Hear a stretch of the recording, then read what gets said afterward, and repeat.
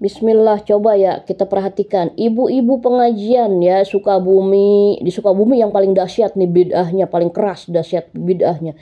Dari tahun ke tahun ya, nggak dari tahun ke tahun, dah dari minggu ke minggu, bulan ke bulan. Quran surat As-Sajdah aja nggak hafal, Al-Mulk nggak hafal tuh.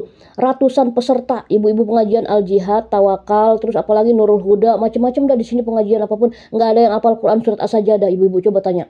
Itu sunnah Nabi kan. Nabi sebelum tidur baca apa? Quran surat As-Sajdah, ya kan? Terus baca lagi Bismika Rabbi wada'tu jambi. Nggak ada yang tahu. Nabi kalau mau tidur bagaimana? Sunnah Nabi tuh udah banyak banget, ratusan sunnah Nabi.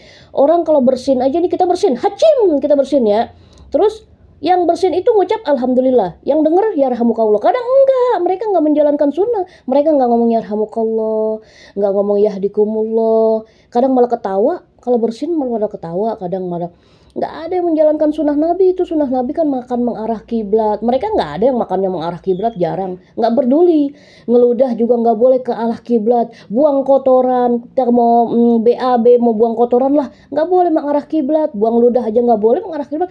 Barang siapa yang meludah ke arah kiblat, pada hari kiamat nanti ludahnya balik ke muka dia. Tuh, meludah ke samping kiri, itu sunnah Nabi banyak banget.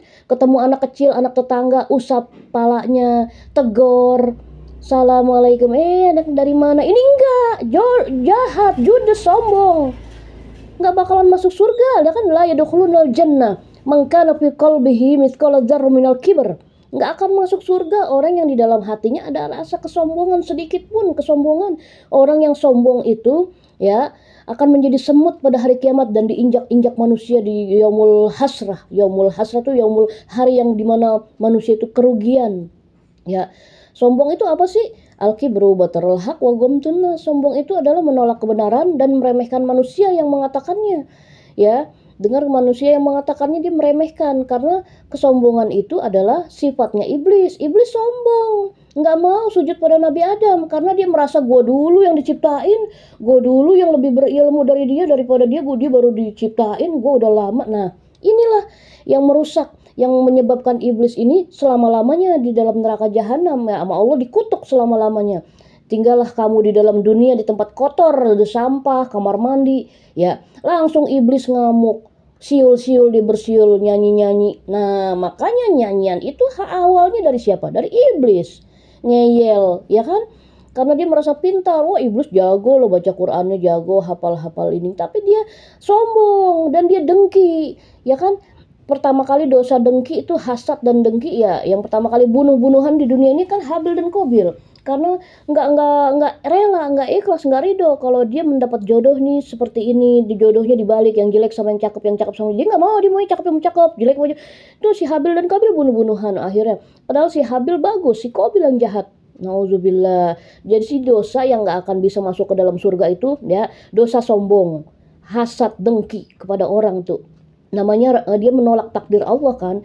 Ada orang yang lebih pintar, lebih hebat, lebih jago, dia nggak mau terima. Padahal kita kalau ada orang yang lebih hebat, lebih jago dari kita doain dan kita minta keutamaan kan. Allahumma inni as'aluka min fadlik, ya Allah aku minta keutamaan dari yang dia dapatkan. Jadi kita minta sama Allah. Emang apa sih dia doang yang bisa, kita juga bisa. Kita minta sama Allah. Bukannya kita malah hasatin orang itu, kita malah laknatin orang itu. Kita harusnya mendoain, Allahumma barik lak, ya Allah berikanlah keberkahan kepadanya, ya kan, barakallahu fiik, semoga Allah memberkahimu, berkah jadi ilmunya bisa kemana-mana. Bukannya kita malah hasad sama orang itu, nggak boleh. Kita la hasada illa isnin, kita nggak boleh kan sama orang hasad karena misalnya hartanya apa kedudukan, nggak boleh. Hasad itu kan sifatnya iblis, hasad, sombong dan pelit. Nah, pelit apa sih? Pelit bukan pelit harta aja ya, pelit untuk takwa kepada Allah ya. Manusia kebanyakan salah mentafsirkan pelit. Pelit itu bukan karena pelit duit doang ya, pelit harta dan kekayaan, sodako, emas dan perak. Nah, bukan karena pelit itu juga. Pelit, sombong, nggak mau sujud kepada Allah. Pelit itu nggak mau bertakwa kepada Allah. Hatinya nggak mau. Padahal Allah siapa? Tuhan kita, pencipta langit dan bumi. Kita nggak mau bertakwa. Pelit kita. Ntar menunda-nunda. Ditahan-tahan untuk bertakwanya kepada Allah. Padahal kan kita kan cara masuk surga itu syaratnya apa? Takwa kepada Allah. Takwa itu takut, penuh harap, dan taat kepada perintah-perintahnya, berusaha menjauhi larangan-larangannya, bahkan meninggalkan. Kan kata Allah kan, Larangan Allah semua tinggalkan. Larangan Allah semua tinggalkan. Tapi perintah Allah kerjakan semampu kalian. Misalnya kita mampunya sholat wajib, sholat sunnah bisa nanti. Tapi kalau sholat wajib kita udah bagus, tepat waktu, getol, nah kita jalanin yang sunnah.